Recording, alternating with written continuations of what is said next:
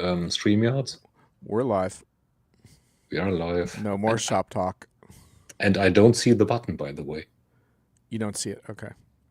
Welcome to Workshopping Personalization, where I want to revisit the problem of personalization at scale and why it irritates me so much. But this is also about the future of content. Joining me as my hugely valued BS detector is Thomas Wieberneit. How are you doing? I'm doing fine. And I'm looking forward to an exciting conversation. It feels like I'm going back to the well again and again on this topic, but I just always have more to say, and it feels like the hype gets laid on thicker and thicker. By the way, if you are on LinkedIn, please comment at some point to let us know that you are following us.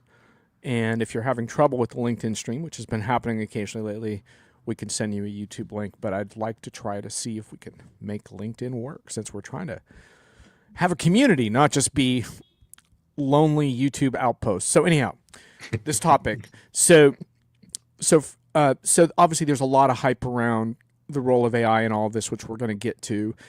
Personalization has been defined by Cognilytica as one of the 7 major patterns of AI, or hyper-personalization. For the purposes of our discussion today, I really don't want to have a lot of big semantics, but Thomas can be a stickler for definition, so how are we going to do this? So Thomas, my proposal for today, and today only for the next hour, you don't have to agree to this for the rest of your life. I want to use the word personalization to describe what's traditionally considered segmentation. So, in other words, if you and I both go to a show in Orlando and we receive an email about like something happening in Orlando that's similar to what we went to, I consider that personalization. It's a segment. It's a classic thing. It's been done for a long time. Okay. Hyper-personalization, as I'm going to define it, is something that is created for me and me alone, usually done algorithmically, because it's not really possible to do that at scale. Otherwise, it's usually got AI plays some kind of a role. So for example, like you and I have talked in the past about YouTube and how impressed I are by their algorithm, but personalization on my YouTube, I see something different than anyone else. That's what I'm going to call hyper-personalization today. Whether it works or not, we're going to get into. But can we agree on those two definitions just for today? Of course. Excellent. Okay, cool. But we'll also agree that these are not set in stone for the future, just for today. No, they will not be set in stone, because there are very creative marketers around. Yes, indeed. And there's a lot of buzzwords unclaimed for 2025, despite my predictions with Brian Summer. And hyper-personalization is probably already getting long in the tooth, so we're probably going to get something new soon anyway. Yep, it's time. Right. Okay. Well, that's how we're going to use the terms today. So one of the things that got this conversation going was around a piece that Barb Mosher-Zink wrote on Digitalnomica. She's our lead digital marketing writer. She wrote about, can AI really drive the success of email marketing? And I'm ultimately going to drive this conversation towards email, Thomas. And the reason for that is because I think email is a really great test of how good we are at this shit. And also how willing we are to spray and pray versus get it right. Because email's harder than like showing me a web page, right? Because like, for example, one of the reasons YouTube does well is because it shows me a bunch of stuff on the page. Like it's set up for that. It doesn't have to pick the one thing that it thinks I'm going to like. It shows me a bunch of stuff I might like. Yeah, really hard to do that in email. Like email, you really need to pick your angle that you're going after. So I think it presents a higher bar for getting this right. So we're gonna end up in email. But do you see what I'm getting at there? Does that kind of make sense? Makes sense. Yeah. And I think email is the perfect playground. I mean, it comes in various form factors, so to say, depending on the device you receive it on. And it is ubiquitous. And it's easy to ignore. Right. So it's a good fertile testing ground for this. It's not by any means the only channel. I suppose you could label things like app notifications into that to some extent. But let's stick with email for today when we get there. I also wanted to say that any of you who were invited by me, that was hyper personalization. But that was not AI. That was me inviting you. So if you got an invite, I picked you specifically. I did not blast anyone like Thomas does. Just kidding, Thomas. Shit, I I boasted. I sent you a personal invite. So I'd appreciate if you comment in the chat and say you're here, so that I know you're here. But anyhow, if you're watching on like Twitter, X, or YouTube, then I didn't do that. That's the algorithm at work. That's hyper personalization at scale for you. Okay, so I want to pull back for a sec because a lot of this, like, passion for this topic comes down to, frankly, like the reason I'm still in this business, which is that I know how to create content, and it turns out that creating content matters, and so I'm pretty passionate about that, and I want to sort of, I have a lot at stake that it still matters, but hey, look, if it doesn't matter anymore, I can always try to busk on a street corner. So, I was kind of always like had that saving grace in my life that I was good at that. There's a lot of things I wasn't good at that I failed at.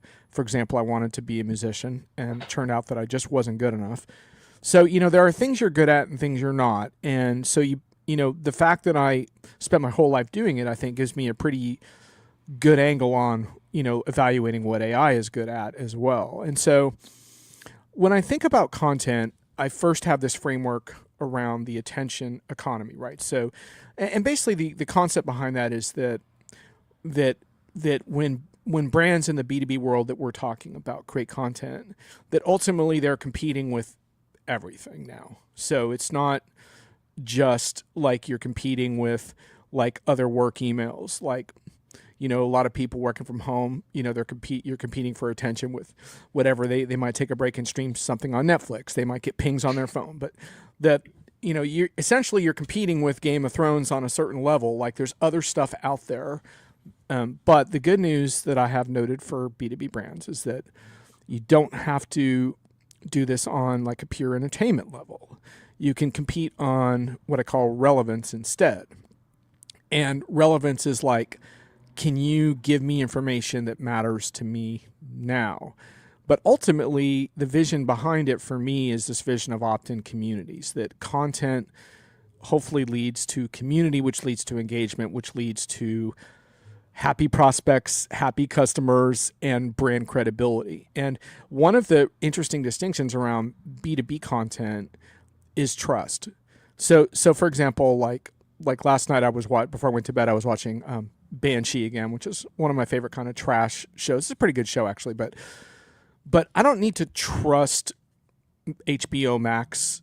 I don't need to trust in that show. It's just an entertainment factor alone. But the beauty in a B2B context and the importance of it is that trust was always a huge part of it, and kind of extending relationships. And Thomas, I don't know if you noticed this at all in your content, but when I first started doing this in the late 90s and stuff and writing content, what fascinated me was how I was able to build virtual trust with people that I had never met.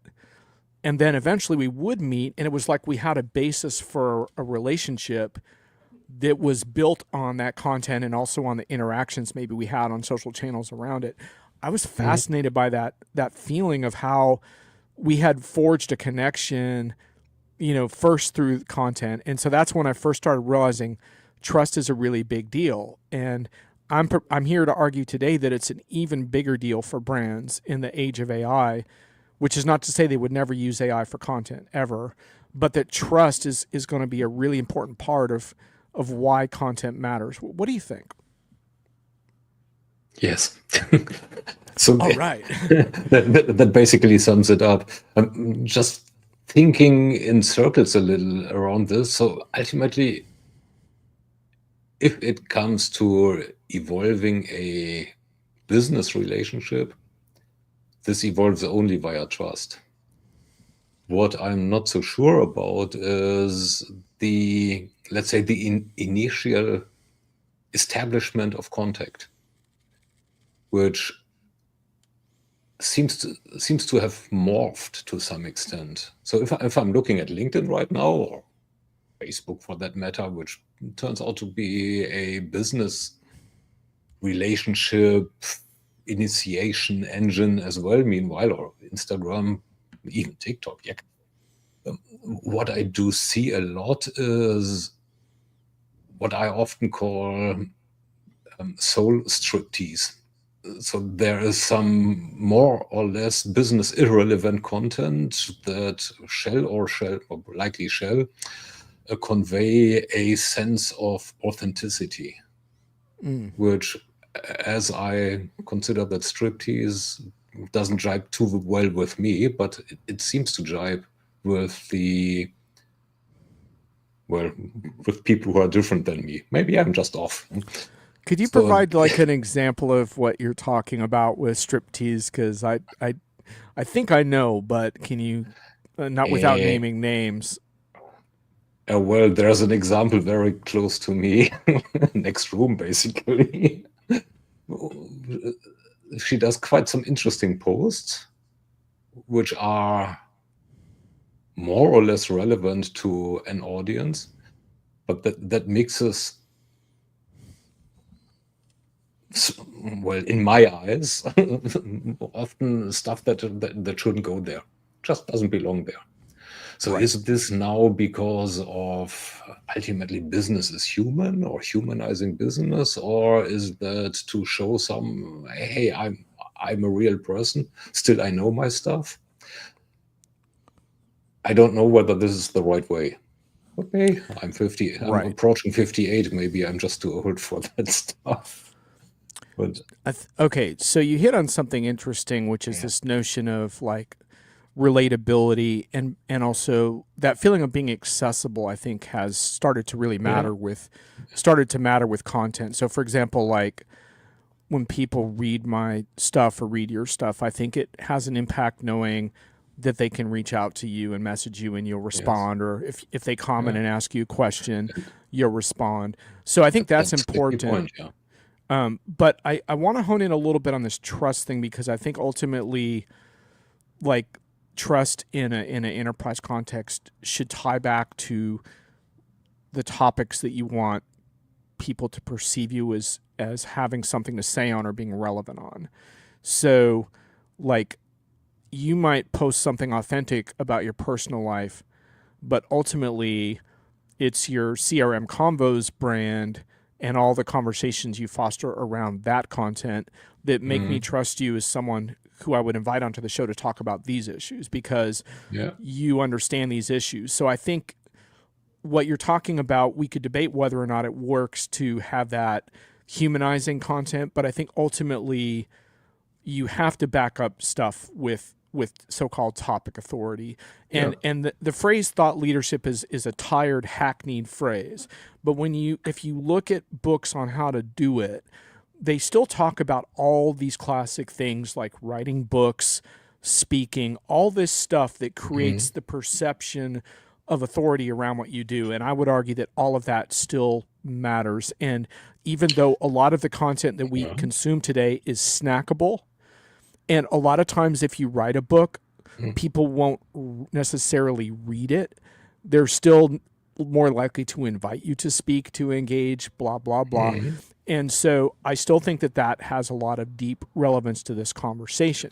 Now, one thing I'm going to be writing about, hopefully in the new year, was a conversation I had with CRM Players guys, Paul and Brent, around video, where I started to sort of reframe this whole concept of relevance, that you can be entertaining and relevant as well. I was trying to sort of diminish the entertainment thing, because I think brands make a lot of mistakes over investing in highly produced, like, splashy content that, Super Bowl ads or whatever, when I think they need to focus more on sort of this sort of like that continued sharing really good, like, content stuff. I mean, so, when I see brands, for example, advertise splashy Super Bowl ads, but then they go out and they also put together like training courses that are free, I'm more impressed with the training courses, because that showcases their internal experts. And I'm actually referring to a real brand, but I'm not going to say their name. But if you do your research, you can, in my articles, you can figure out who I'm talking about.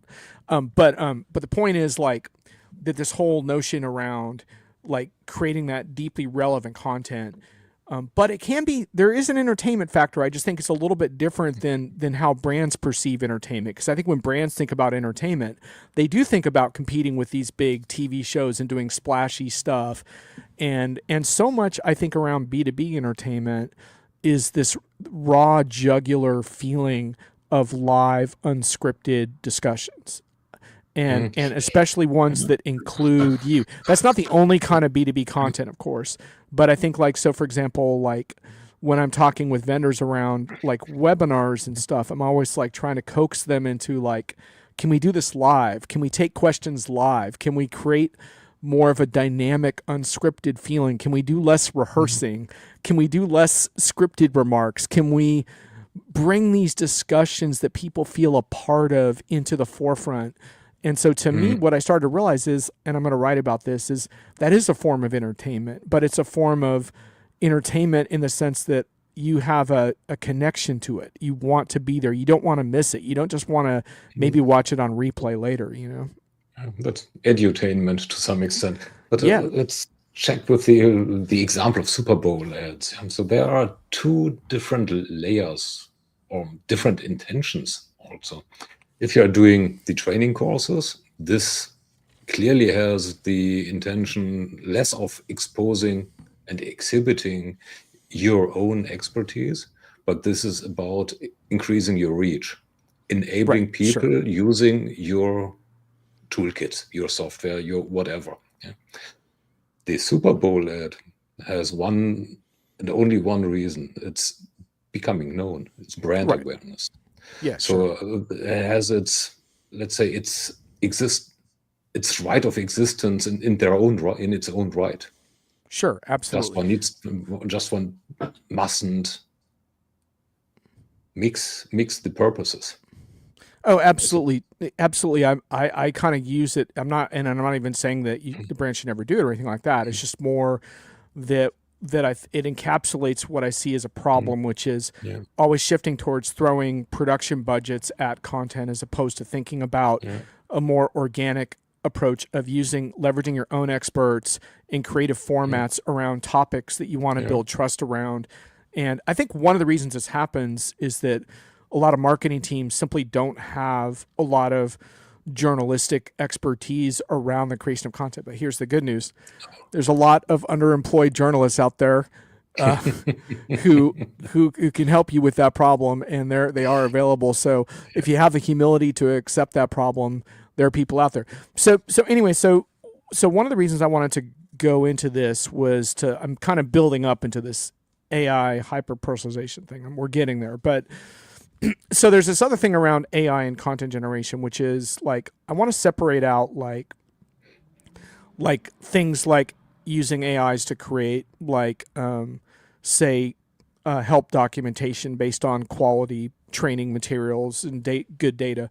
Like, we all understand that AI can do stuff like that. I thought it was super interesting on your last show that I crashed on AI, where you asked Andreas, like, flat out, like, did he use AI to write his book? And I thought his answer I thought was really revealing, because here's someone who plays with these tools all the time, and he even had a AI neon sign behind him in the background during the show. So it's logical to ask him, did AI help you write the book? Do you want to tell the audience what he said? Yeah, he answered in one word, basically, and then extended on it. 2 letters, no. But the interesting thing was why, right? The long version is why, because it's his thoughts, his revelations, his argumentation, and this can't be created by some artificial entity. So that is important. This is an extremely important statement. I mean, also from a quality point of view, I usually say that when you're going the AI route for doing this or creating content, you're ending up in instant mediocrity. It's fairly with a nod to Hyen Park, who originally blogged about that phrase in a classic blog. Do a search for Amalgam Insights, Instant Mediocrity, and read that. He wrote it about 2 years ago. I don't claim copyright. No. I'm just saying for readers who find that phrase intriguing, I would encourage you to read that post. It's really good. Anyway. Yeah. So no, I mean, it's what we create so far, and I'm quite optimistic that things will change in the next few years. But so far, we are just creating a huge amalgam, an average. So there are no outliers in either direction from a quality of writing. So, well, there may be outliers in the direction that you don't want to go, but there is an extremely low likelihood that what comes out of these AI systems that we have right now is extremely good. Right. And Tracy, I just want to say hello. Welcome to the show. Welcome. TGIF, you received a hyper-personalized invite from me because you're one of my favorite participants, so please feel free to chime in. This was very much a seat of the pants conversation, but one I was really looking forward to having. The challenge with this type of invitation, of course, is it doesn't scale. It does not scale. Of course it doesn't. But I thought it would be too ironical to blast my thousands of contacts or whatever with something on hyper-personalization, so I refused to do that. But anyhow, just getting back to this, I think like this mediocre content thing is an interesting point, because I think one of the things that makes the content mediocre, in my opinion, is that it's not just excellence of reading, it's the human element. So for example, I interviewed someone on my show a while back whose blogs I used to share a lot of my weekly curation. And this person said on my show, I'm not going to call them out, but they said that they now use AI to generate the blogs for their site. Well, I haven't shared one of his posts in my weekly curations since then.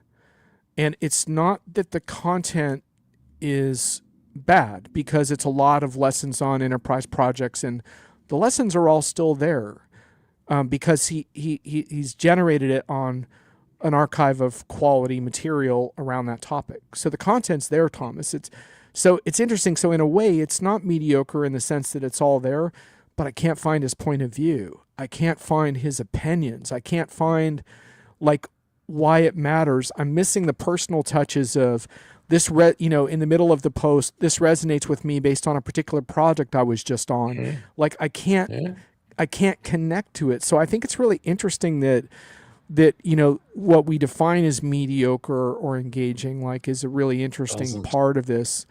And I'm make it mediocre. What's that? It doesn't make this. Isn't this the very definition of mediocre? It doesn't resonate. Right. But I think it's interesting as why, because it's actually still got the content. The lessons, the project lessons are just as good, really. It's just I can't connect. Hey, what happened? What happened?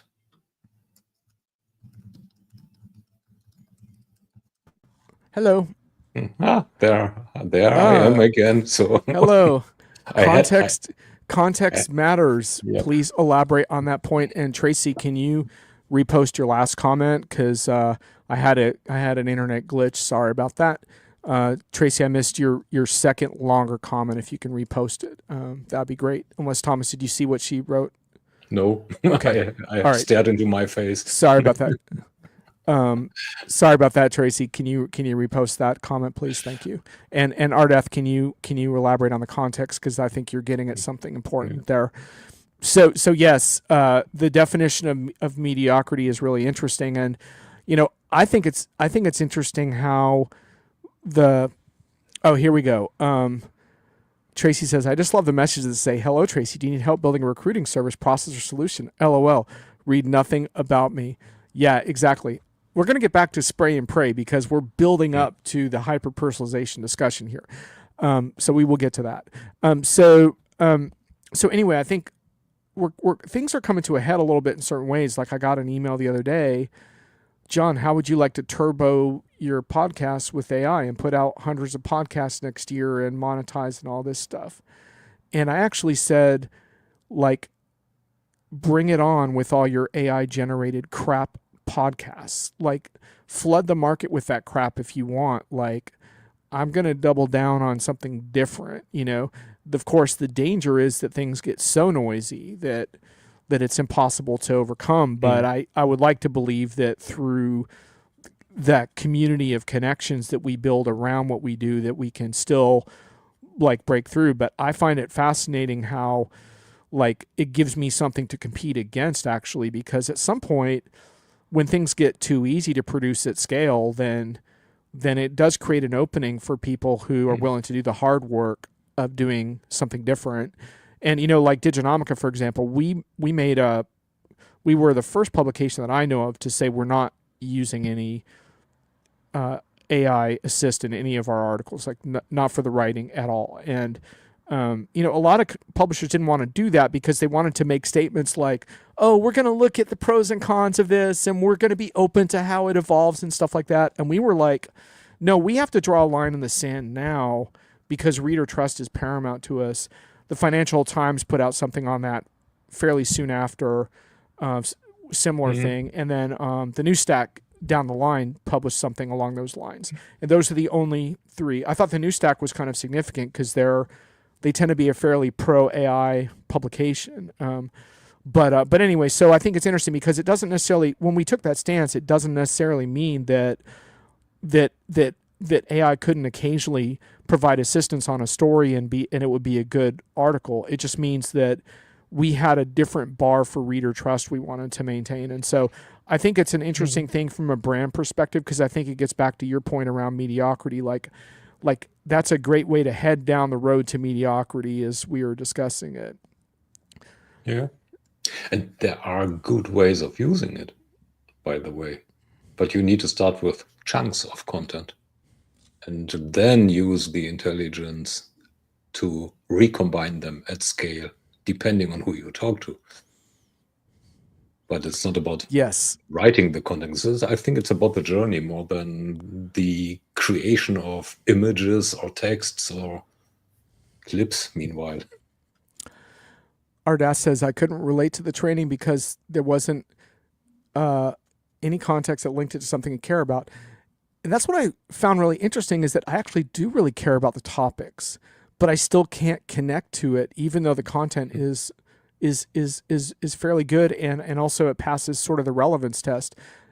And then I think you nailed it here. Nothing brought it to life for you. I think that was part of it. There was nothing I could attach to. Like, it's just an interesting thing because I wasn't expecting that. But I just don't like the articles. I don't share them because I know it's not because I'm not being a snob and saying I'm not sharing his AI generated content. I just can't share something that I can't connect to, that I wonder if other readers will. Tracy says, hilarious how hyper-personalization is doing the opposite. It might have worked before everyone knew that the tokens is faking engagement and empathy. Just like the auto dialer that is a robot, they kept calling me over and over, and you can't ask to be removed. So I start yelling at the robot, stop spam, remove me, stop. And the robot says, we'll remove you from the list. Well, Tracy, I think that's a terrible example of hyper-personalization. And thank you for continuing to drive us towards my ultimate goal for this conversation. But anyway, I think it's really interesting because it becomes this question of, to what extent, like you said, Thomas, are other consumers like me? To what extent are B2B decision makers like you and me? Or to what extent would they accept a lower bar of content? And if the content bar is lower, then I think we're lost in an AI noise machine, and I'm not sure we can escape.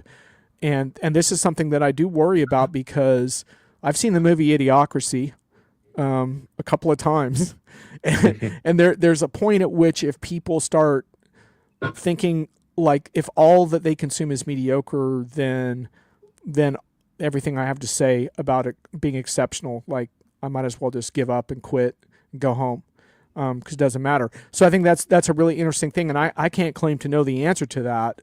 But at the moment, my feeling is that it's going to be possible for brands and individuals to compete against that instant mediocrity and stay the course. But I think it's going to be fascinating because it's certainly going to be possible to create a lot of mediocre stuff and put it out there. And to what extent will that be viable?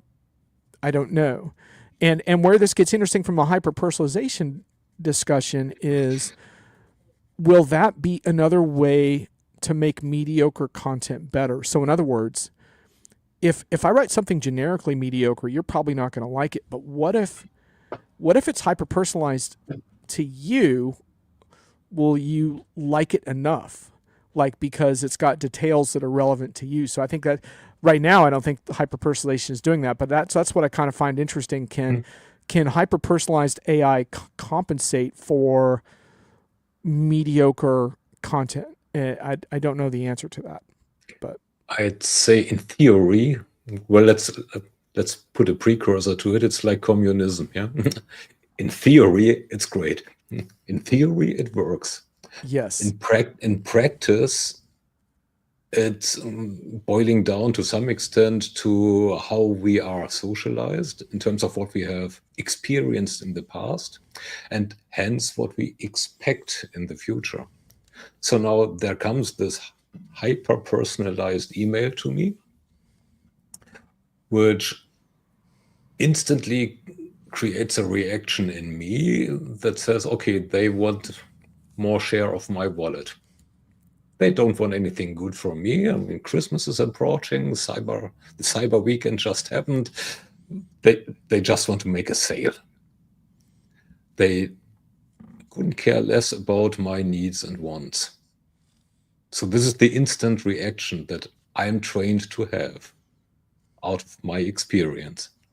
So the way to make it work is very likely stepping back a little, finding out why does this guy react like this? And I hope I'm not the only one. So if there's a critical mass, then they need to step back and think, heck, what did we do wrong? And why do people react like that? And then what can I change? So that when I reach out, yes, Thomas reacts in a way, hey, here's someone who genuinely wants to help me. And this is in a consumer world, the same as it's even worse in the business world. I mean, we have seen a couple of examples just right now of how we are getting approached in a way that is not so hyper personalized. And the whole thing is, well, that's the linear thinking of efficiency. I think this is the problem. It's just making it easier to scatter more, which creates more noise, which, by the way, makes it harder to find the diginomica signal. Because diginomica is a signal. Yeah, I have noticed, and it does create. Look, I'm not going to lie that I have a dog in this fight. It should be pretty obvious by now that I do. But I also have worked really hard to get to a point in my life where I feel I can be pretty ruthless about analyzing it anyway and saying, look, I might lose this one. And that could be the case. And if I lose this one, though, I don't want to lose it to bullshit content that people think is good. I'd rather lose it because AI actually creates something meaningful and useful, which gets us to Tracy's point. My Gen Z son hates AI for content and art. Instead of using robots for drudgery so we humans can be creative, we are having robots do creative so we can all read regurgitated info. Yeah, a couple things there, Tracy. I think one interesting thing there is I think a lot of artists are going to use AI in some of the context of their work. That's always been the case. Creative artists using technology in really cool ways, and that I have no problem with. But at the moment, to this point, big AI has strip mined the intellectual property of artists with no legitimate compensation, and it's borderline tragic, I think, to a lot of working artists. But I did want to point out to you, Tracy, that one of the reasons why we're getting such a raw deal is because the robotics for drudgery thing is actually quite a difficult technical problem. And at the moment, robots only work in very controlled settings like certain kinds of warehouses. And like building a robot for the home, believe me, if it was technically possible, that would be happening. Like it's not like companies are opposed to getting robots to do drudgery for you. It's just that homes are a very high-risk environment with unpredictable scenarios, and robots aren't there yet. Someday you probably will have a robot assistant to do a lot of your drudgery at home, but for now we have things like robots going into highly toxic zones and doing things humans can't do there, or you have your little, harmless little vacuum cleaner thing that your cat can play around with without being hurt. But the drudgery stuff I think will come. There's just actually a lot of technical barriers to that. So.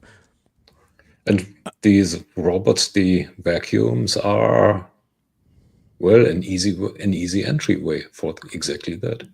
It's a start. It's a start. Simple test beds, simple test beds. It's a start. And I think a lot of it is about getting people culturally used to living with machines. And so, like we have a robot at our grocery center that's practically useless. It does nothing except look for spills, but it gets people used to the idea that there would be a robot wandering around. But even that robot has almost crashes into carts every time I see it. And we're just not very far with physical robotics. Sorry AI hypesters. Brent says AI content isn't king, but AI filters could be. Well, Brent, I wouldn't mind you elaborating on that, but I do think there's a more rudimentary form of AI around algorithmic AI that has been dictating content consumption and creating content issues for a long time. And what I have told people again and again is that we're not living in a content meritocracy, and the stuff you see on your feed is not necessarily the best stuff. So, for example, like with Thomas's blog, how do I know when Thomas has put out a blog? I don't want to leave that to the social feed. I subscribe to your blog. It's in my newsreader, and it's high up in my 1,000 feeds. I'm not going to tell you how high up because I don't want it to go to your head. But it's up there, so I'm going to see it every week because I know that my social feeds are not good enough at surfacing that because they're going to have a bunch of crap in there about, oh, I love my team. We just had the best offsite, and oh my God, I was blown away by the delivery of the food, and I was so grateful for my teammates, and that's my LinkedIn feed all day long. So I don't see your post in LinkedIn. So I got to go. I mean, sometimes I do, but I got to I'm not going to leave that to chance.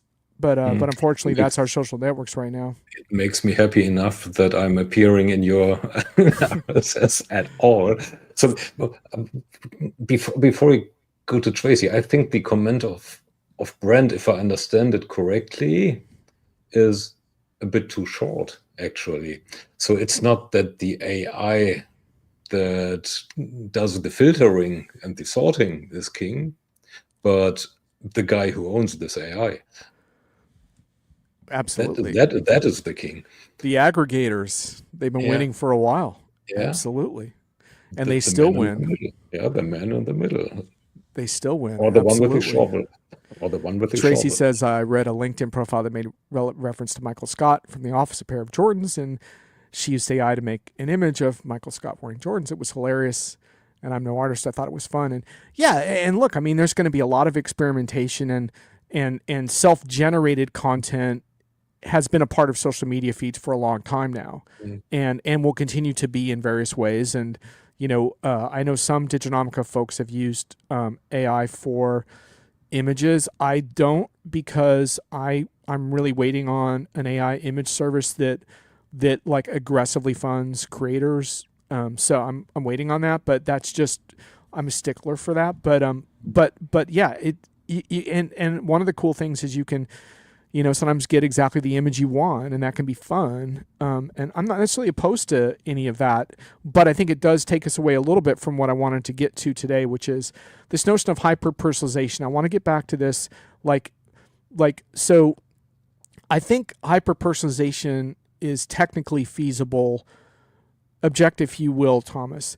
In other words, if I'm a company and I own 100,000 email addresses, it's technically feasible for me to send a different email now to each person potentially. And if it's not technically feasible today, it will be quite soon.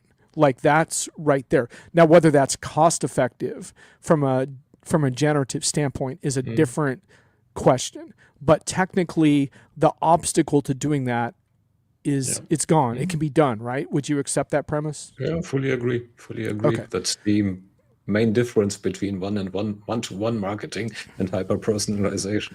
Yes. So, but the interesting thing about that to me, before we get into it further, is let's say a brand does that, fine. But if they do that and they also insist on continuing to send me spray and pray emails of the traditional variety because it's affordable and a certain percentage of people sign up, then I think they've undermined their own hyper-personalization strategy to me, right? Because now it's dissonant. Like sometimes, like I get a super personal message, and let's put aside for a sec whether it really works well or not, but sometimes I get that hyper-personalized message, and sometimes I get your traditional spray and pray, like let's see, I just got one today from a hotel chain or whatever that should know better. They know I've never traveled there over the holidays, but they insist on sending it anyway, right? Why? Because it's cheap and they can spray and pray and they don't care. And my argument in a B2B context is that that's not good enough.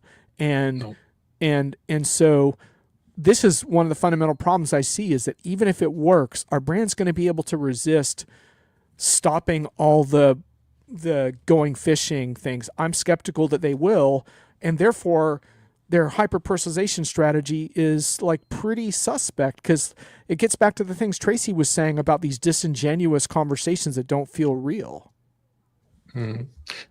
There we are back to the topic of journeys. I think there needs to be a hybrid strategy.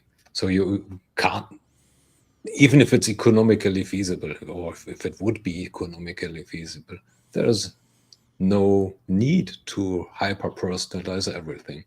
There is, like with the Super Bowl example, there are things that are very likely of general interest for you. How does company A, B, Z go on?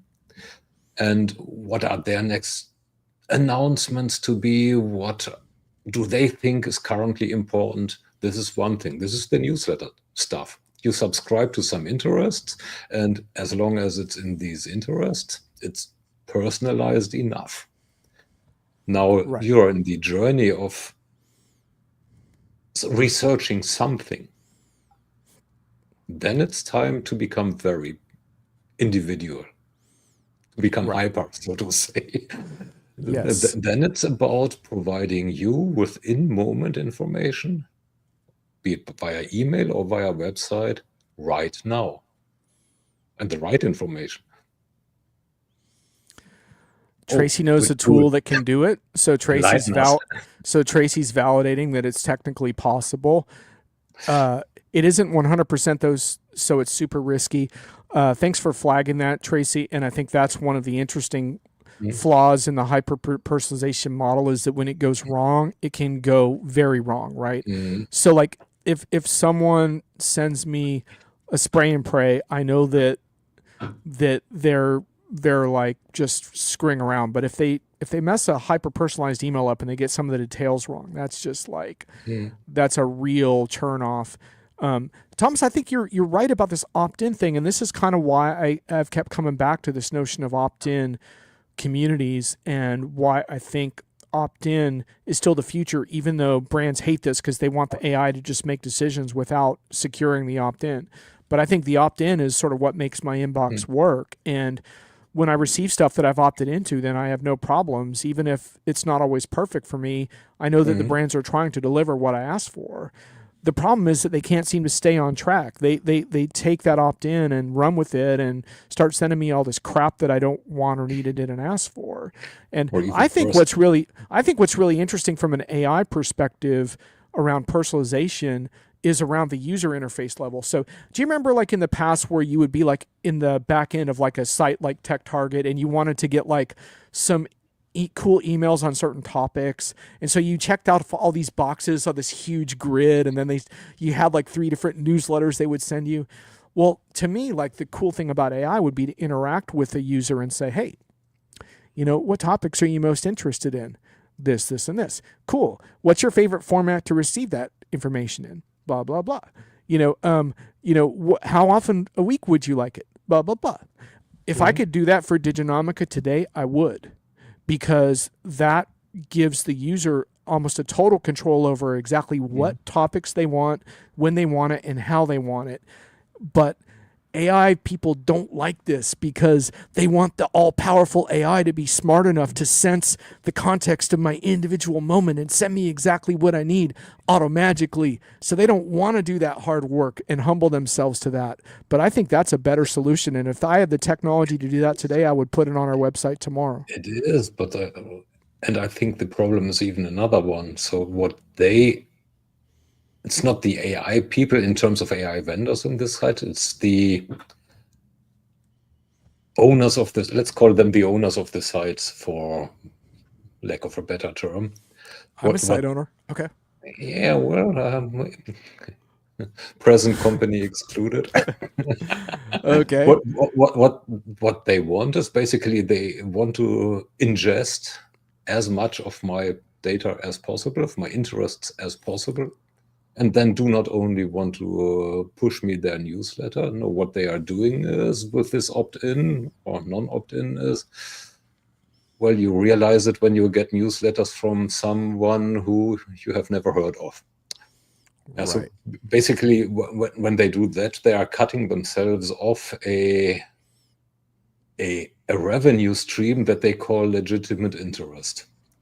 Yes. They need to use a GDPR term, which is utter, well, smelly stuff. But so the way you suggested is a good step into the right way. Because you could top it off one more step by saying, hey, Thomas, I've seen you browsing on our site now for a couple of times, using first-party cookies, by the way, not third-party. Yep. And I've seen you have shown a particular interest in this, that, and whatnot. How about we proactively supply you with this information? What would you think about this, Thomas? Then I actually might react. In a positive way. Brian, my Unpredictions co-author, if you haven't checked our annual Unpredictions, please do. I can't remember if we took a shot at hyper-personalization this year. Wait, can you guys pause for a minute while I load my AI Johnny ERP into my email and LinkedIn stream? Brian, you probably got a hyper-personalized email from me today. So you're one of the few, man. And he's here. Yeah. And I got you here too. So how about that? So welcome to the show. So yeah, I think we've actually got a fairly far today. There's a couple of things I want to kind of cap this off with, and I'd love to get a few more observations from the audience. And thank you for chiming in. You've been incredibly useful today in advancing this discussion. So does hyper-personalization in an email context, have you ever seen it work, Thomas? I asked you this last time. Have you since gotten an example where it actually worked? No, but that is probably because I very rarely opt into cookies.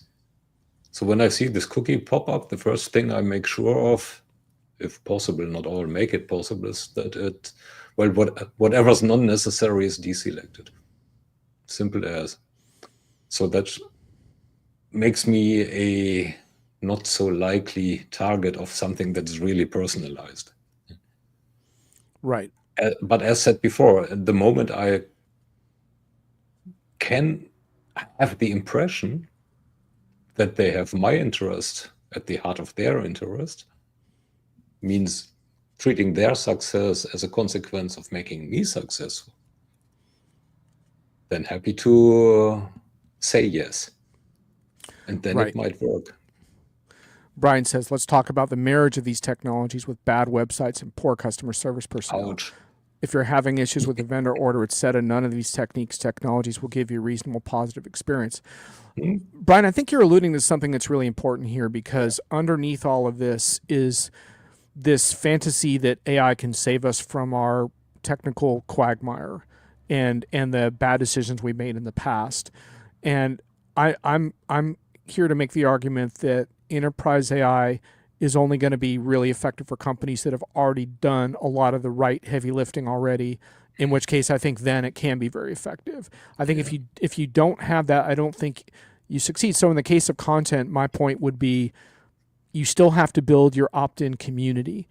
Then you can look at how you can apply some AI around that. But the hard work of building an opt-in community which, by the way, requires great relevant content, is still part of the game. And I know that marketers don't want to hear this. I know you don't want to do the hard work of creating authentic, meaningful experiences for people. But as I said, there's some available resources out there. And I'm not talking about people on this channel. I'm talking about out-of-work journalists and everything else that are here for you that know how to do this. And there's no excuse not to embrace this. And I had an argument with the vendor recently where I was like, it's hard work for a reason. It's hard work because it works.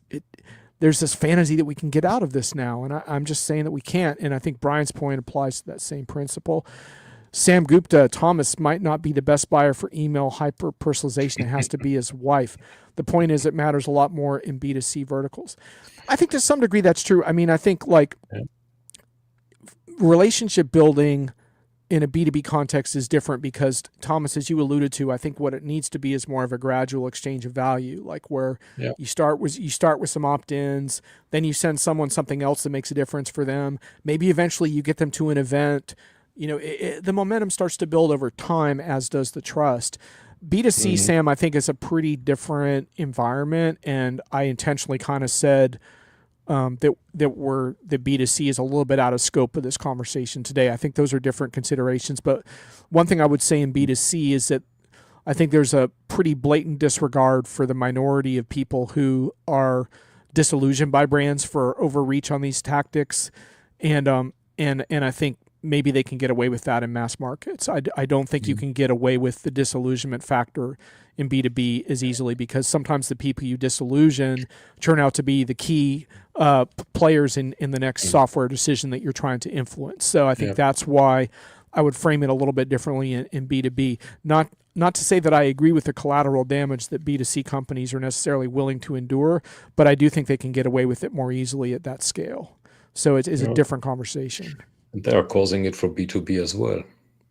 Well, look at everybody and their dog quotes statistics, whether they are right or wrong. The 2/3 of the buyer's journey, B2B buyer's journey, is done before the buyer actually contacts a seller, means a salesperson. Yeah. So why is that?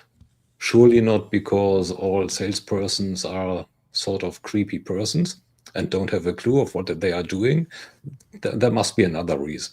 And this is, I think, trust. Because where do they inform themselves? They inform themselves in communities. These communities need to be informed via trustworthy persons with good content, relevant to the individuals at a certain point in time. Yes. And that's, by the way, why I think that especially in B2B, very personalized email marketing is probably not the right strategy. Oh my God, you just destroyed about 50 slide decks for 2025, man. Sorry for that. Oh man, talk about coal in the marketer's Christmas stocking. Oh my God. Ouch. Brian says, expecting great outcomes because of hyper-personalization is a dubious goal. Why? The best outcomes come when people talk with other people to learn not just needed function features, but to read the customer, find out what emotional, aspirational needs are out there.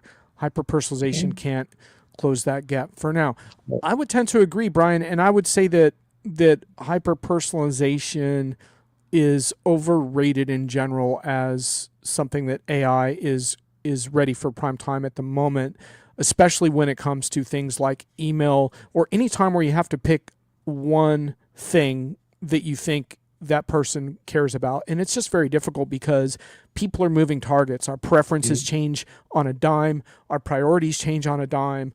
It's really, really, really difficult. And one of the reasons why I have extolled the virtues of the YouTube algorithm so much in these past shows is because I think it's a terrific example of exactly the limits of the technology and how perfectly it can work when it works well, which is it shows me a bunch of stuff and it's just so good at giving me a range of stuff that connects to past, previous, and potential future interests, and it engages me. But that's different than if YouTube had to send me an email and pick one video that I'm going to watch, it's going to fail. Like, and so I think a lot of it depends on that context. I'm told that the TikTok algorithm is even better, but I'm not in a position to speak to TikTok because I'm not on TikTok. And as I told Eric Kimberling, I'm rooting against you on TikTok because if I have to be a presence on TikTok to be successful in this business, then I'm out. Good night. I'm Good out. night. That Yeah. I'm gone. I don't know about you, Thomas, but I'm not doing Not on that. TikTok. I'm not on TikTok. I might do Blue Sky. I'm Mm, thinking about Blue Sky, but I'm not doing mm. TikTok. Brian says I've had personalized emails that address me as Brain. I like Brain actually, man. Brian, yeah, Brian. Brain's my Hey, favorite. that is Brian. a Hey Freudian man, maybe they mistake. know something you don't, man. If they Mm. can't even get your name right, what else will they screw up? No soup for you. Well, right, and that's the real downside to this, right? Is that when you have that overreach, Mm.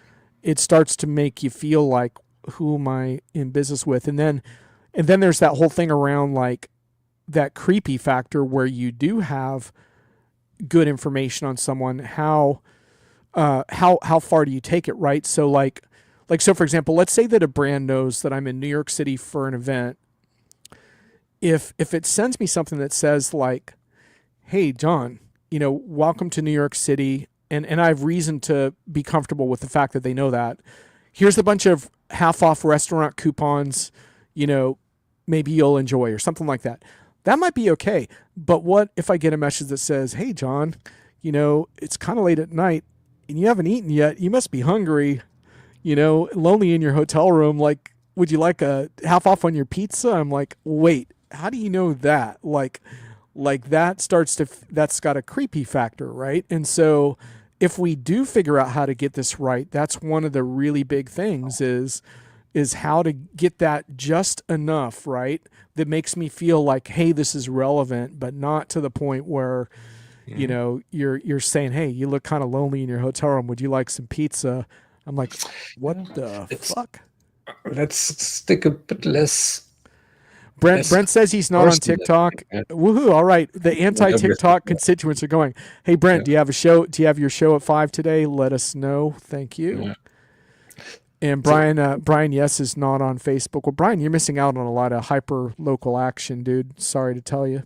yeah, lots of fun stuff going on there. Lots of memes. Um, let's revisit B2B and hyper Yes, personalized. Struggle with that word. Hyper personalization. yes. Let's Which we defined, by the way, an hour ago, in case Yeah, anyone is wondering. I still struggle with it. Yeah, yeah. Let's look at an ABM setting, account-based marketing, account-based selling. So there you learn as a vendor, you learn about what the potential buyer is interested in on the journey. And you learn about the various stakeholders in this buying center over time. And you have a bunch of good content. Maybe good content. Well, let's assume it's good content. And it's fairly granular. Like, I think it was Mindshift back in 10, 15 years ago, who had quite a good system without the personalization aspects, but the ability to recombine small chunks of content Right. for an audience, for a specific audience. Now, think that one step further. This specific audience can be a hyperimposition at scale. That's the word. Hyperimposition at scale from Brent Leary. Brian Summer, if you're out there, make a note of that for next year's That, that, predictions that, buzzwords. I that, think that yeah. one's going to make. I'm going to write it down too, Brent. You got it, man. You got. Actually, let me see if I can give you the door prize. I'll try to find this for you. Do I have an applause button? I know I do somewhere. Anyway, go on, Thomas. So there you have different stakeholders with different interests working towards the same goal. Different Right. interests and different challenges for the same goal. Now assume you have the chunks of content that you can recombine in a way that they are speak to John, Brian, or Thomas, and address their individual needs arising out of the corporate need. That would work on the Right. website as well as an email, probably, because their Right. email starts to become very feasible, and Right. that makes the vendor relevant. Now time Okay. for Brent, applause. here you go. Hyperimposition at scale. You nailed it, dude. Yeah, I think so, Thomas. And I think part of this is like recognizing, like, and this gets back to Tracy's comment around, like, why don't we have robots to do the drudgery instead of doing the creative things that we want to do anyway? And I think a lot of this comes down to what the tools are good for, and rejecting the narrative that we're going to just allow the tools to do whatever someone in some room says they can do. And like I said, like, if you have, for example, opt-in relationships in a thriving community, and if we have what you described, which is an ABM setup with a bunch of content that fits into different roles and characteristics and different points in a so-called customer life cycle, so you have all that, and you're generating interesting content from your so-called internal thought leaders, and maybe you're having external experts contribute at times as well, so you have a lot of content engine, it's rolling. Then you have what I described. What if you had an AI bot that asked people, like, hey, how often do you want this? What topics do you prefer? What format do you want them in? All that stuff. Take away the guesswork. Ask the user the question. Because that's engage the bot. And then if my preference change, what if instead of just clicking on an unsubscribe link and trying to figure out how to unsubscribe from one thing while keeping the other things and all of that mess, like, why not just go back to the bot and say, hey, can you stop sending me as much content on, whatever, like, on, Cloud ERP, because I've made a decision there, but I still want to have your content on customer experience. Like, okay, the bot says, yeah, well, we'll change that and blah, blah, blah. Like, wouldn't that be cool if it could just constantly adapt to your preferences? Like, to me, that's a fantastic use case for AI. But no, because it's not hyper-personalized. You're asking the user to give you information. Well, that's the whole point, is that you don't know what your users want. You have to ask them. That's the way to personalize it, even to hyper-personalize it, or ultra-personalize it. I mean, don't you think that would be an interesting interface to a back-end system like the one you described? And then the quote-unquote AI system agentically could also distribute that content based on the cadence that was agreed upon, and then the user can reinitiate at any point and say, actually, my preferences have changed. Here's what I want, and the bot says no problem, and it might even like restate for you what you're going to get, and then on you go. No more toiling in the back end of preferences engines, like checking certain boxes on and off. Like, just fix it for me, and it's done. That is totally doable. And this consent-based thingy is something that companies like Gigi are, well, I still have their old name. I don't name the new name. Based on. Start with the freaking consent, and don't assume. Right. Don't grab and buy data, because that's the real valuable data. They run quite significant statistics and studies on that. The relevant data for them, as the ones who feed information, or to me, is the information that I gave willingly. It's bogus anyways if I don't give it willingly. Yes. Please assume it's bogus if you just ask me for some email address and some statistical data for your crappy white paper. The heck you get my data. There you go. Doesn't help you. Brian says, after Brent's hyperimposition at scale will come the hyperinquisition at scale. So, Brian, that's an interesting one, because I'd be curious to see if you can scale that, because I've seen your hyperinquisitions on display at many events. If you can scale that, let us know how that will be done, perhaps via avatars, and maybe we can call upon the metaverse for this. I don't know. It needs the Brian clone, or the brain clone. Paging Ray Wang. Yeah. Paging Ray Wang. Yeah. That's Brian. That's one technical hurdle I'm not going to be able to clear today, but I like your thinking there. So I think we're heading towards a wrap. It's a topic we can't completely solve, but one, just to kind of revise. Any of you have some final comments? I would love to hear them. Thanks so many of you for joining the chat. Sam, you came on strong towards the end. Feel free to chime in a little bit further. So one of the things we agreed upon is that email is sort of a really potent sort of high bar for this concept because it's tougher than a website. It's more stringent. You have to pick. You kind of have to make your choice, and the temptation to do the traditional blast is so strong. And I think we also came up with some distinctions between B2B and B2C still, which of course is blasphemy to some. But I still think that distinction matters a little bit. Now, you could break it down and say this is more about complex sales versus non-complex sales, and I've had that argument with B2C and B2B lines are blurring advocates, and I accept that to some extent, right? Like, so home buying is a complex sale that might resemble more, B2B purchases, whereas, you could buy some B2B software on a credit card, and that's fine. So the whole point is that we're kind of using those as placeholders, but I do think there is a distinction in terms of, like, what is the cost of alienating the percentage of people that don't like your attempts, like that when that gets factored in, it's usually a more complex purchase with more influencers involved, and that's kind of what we were addressing today. Did you have anything you think we missed on this? This was a pretty thorough discussion. No, this was quite thorough and probably needs to be continued using different channels, and probably with an outlook on how to do it. So we are great at, well, nailing the problem. We have a couple of ideas how it could be better and how we would be doing it better.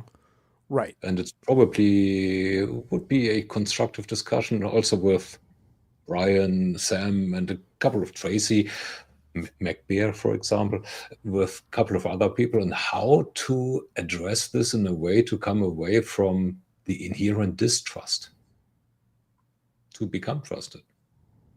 Not that the marketing person is the next one that gets ignored after the salesperson, but I only need to get the document that I need to sign. And even that in times of DocuSign, not really. For those who want another angle on this, Barb wrote an interesting article on Diginomica, Can AI Really Drive the Success of Email Marketing? And I think one of the interesting things that comes out of that piece is there is a lot of data that's been compiled on this, and that's probably worthy of further crunching. But one thing is this notion that it is possible technically to create quote unquote millions of email campaigns, or that now I do want to caution though that when people say that, generative technology is more expensive. So when we say that, we have to take into account that our ROI analysis has to be adjusted accordingly, right? Because one of the reasons why people like these traditional spray and pray techniques so much is that the incremental costs of email at scale are just minor. These generative things are expensive, so that is going to be subject to some scrutiny. But just because you create millions of campaigns doesn't mean you're creating millions of new content pieces for the mediocre reasons we described. In fact, in my view, what it would be you might create a ton of different campaigns, maybe not millions, okay?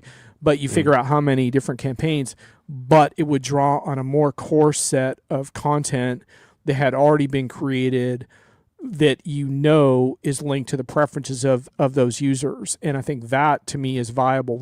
If you're going to tell me though that you're going to create millions of different content messages for people, I call BS. I don't think we're there yet. I don't see it. Do you? No, and I don't think that there is a need to. Right. It's not necessary even. If as we discussed, if you understand the preferences of your users and if they have opted in to share that, and if you have an adequate content engine inside of your company that creates authoritative and useful and helpful content based on what you're good at, you shouldn't need to create unique friggin' content by a robot for every email. You have the content. It's a matter of placing it in the proper context. Does that make sense? Yeah, I asked one of the content comments, oh my God, need more coffee. As one of the comments said earlier, context matters. Yes. That's the guardrail that is most helpful. Use context. where available. And if you don't have context and cannot establish one, don't. Then just don't send it. And in the new year, or maybe at the end of this year, I'm going to write a piece that kind of follows on to these conversations, but I'm going to focus specifically on how, Brent, I don't know if you're still in the chat, you may be on your show now, of how Brent and Paul from CRM Players got me to rethink a little bit this relevance versus entertainment thing, and why I think B2B brands can compete on relevance, but that there is an interesting element of entertainment and authenticity that can come out of that engages users, that doesn't require massive budgets. It just requires a different way of thinking about content that frankly is more about sharing more unfiltered, more open discussions, albeit curated by well-trained people inside your organization who are good at that, versus spending huge amounts of money over prepping and over rehearsing messaging that comes off bland and stale. And so my message to B2B brands is you can compete on relevance, but you need to rethink this whole overproduction thing, which is not to say that production values don't play some of a role, because it does, and we could have a whole nother show on that topic. But like, I've been through so many things with brands where it's like, okay, let's schedule 3 rehearsals leading up to this webinar. And I'm always like, we don't need 3 rehearsals. We don't even need 1. Like, we need a sound check beforehand and let's let it rip. We all know each other, like, and so I think some of that is just creating hurdles and diluting messaging to the point where by the time the content is edited and handed around to so many people, it comes out like stale. And even though the content was once relevant and interesting, and it looks worse than a lot of stuff that AI would do by the time the brands are done with it.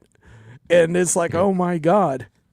Tracy, thanks a lot for coming. Always love seeing you in the chat. Have a great holidays if I don't see you. I might be doing a show next week with Brian on the predictions. We're having some back and forth on that. Would love to have you next Friday if we end up doing that. But have a great holiday season, and we're just about to wrap here too. Thomas, final words? As a close, so relevance is important. Very important. I do think that there's one more dimension that vendors should look at a bit more, which is emotion. So right. Because even a relevant message is not necessarily a differentiator. So I have been to, you and I both, and a couple of others too, have been to bunches of vendor briefings. And some of them with relevant messages could have just been presented by a competitor of theirs to get the S's right. Just change the logo on it. So at that point, this is in saturated markets, this may very well happen, that the relevance is equally distributed across vendors. Then it is important to also get the heart. Means yes, they need to cover positive emotions. Right. And I will get to that in just a sec. I want to get to Brian's comment.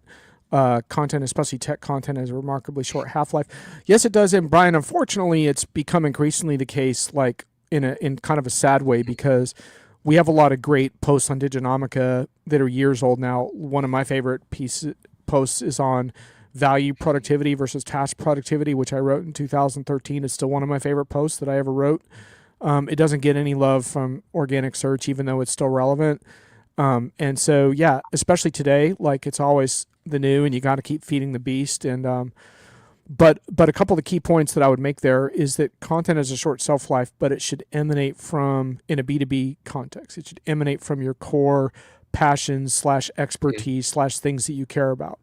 So, for example, Brian, you write about various things around, how enterprises should address AI from a vendor evaluation perspective, or you write about, modern ERP versus crap ERP or whatever.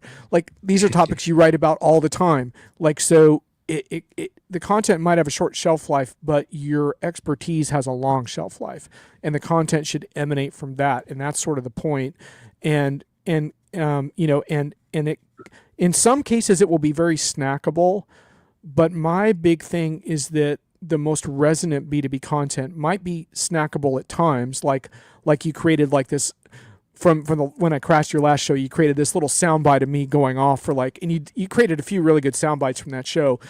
But I was urging people to watch the whole discussion because it was like, okay, the sound bite's fun, but it was actually the meat of the discussion that I thought was more important. And so for people who really want to resonate with decision makers and for brands that want to resonate with individuals, I would suggest that behind your snackable stuff is a much deeper methodology that's based on all the projects you've seen, all the things that went well, all the things that went wrong, all the lessons you've learned over the years, all of that stuff. Maybe you've written a book about it, maybe you haven't, but the point is you have this whole method around that, a framework that you keep coming back to and updating.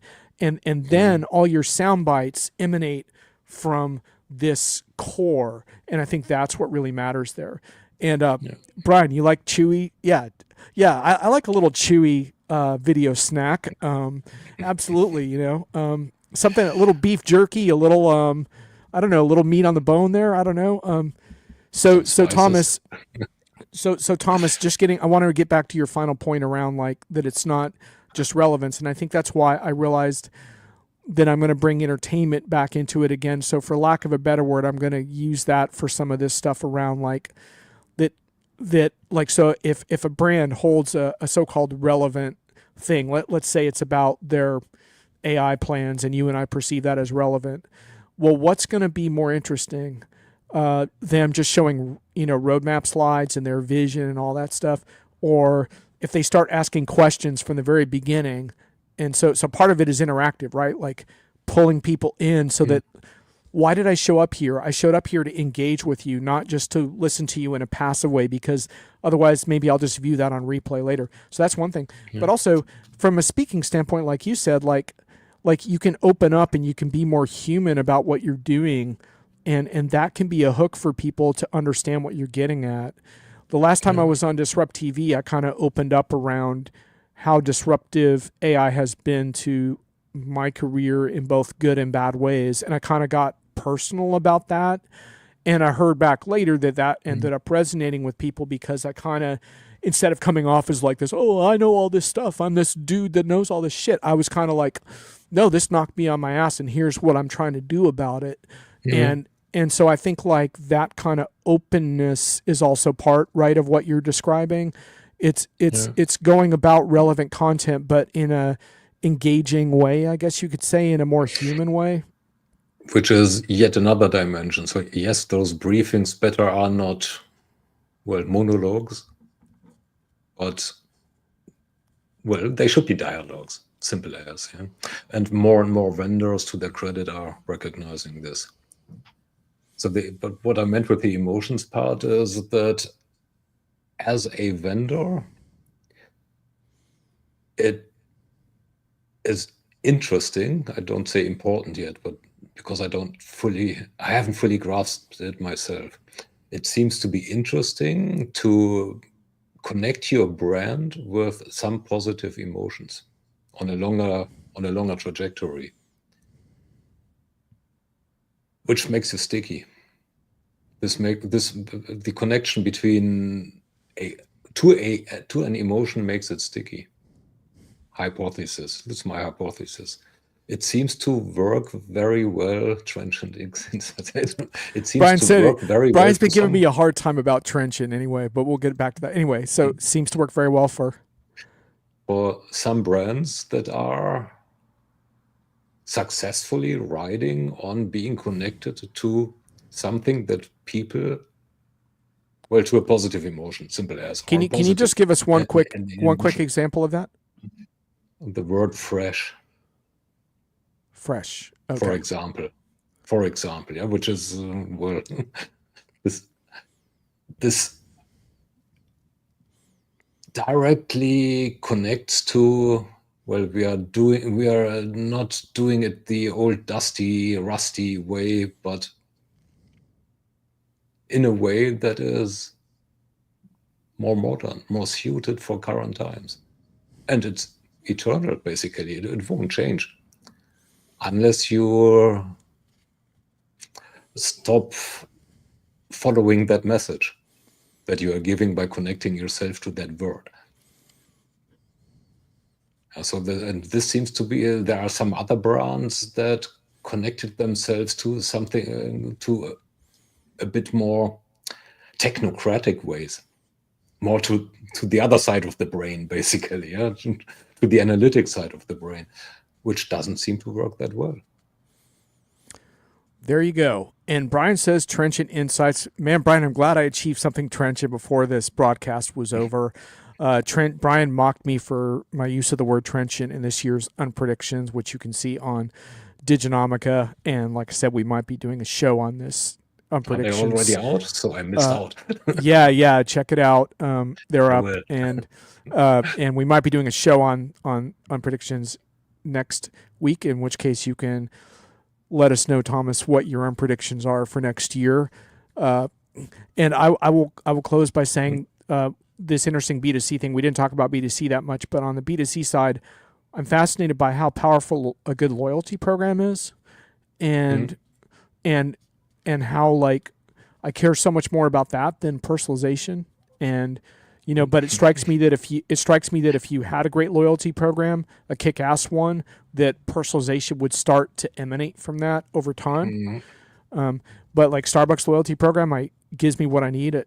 It's absolutely amazing to be in a crowded airport and like type in like my order, and there's a line of like 50 people, and I go run an errand, and I come back and grab my coffee in between flights. I mean, that's unbelievable. And that's all about like the app and the loyalty, and it's all built in.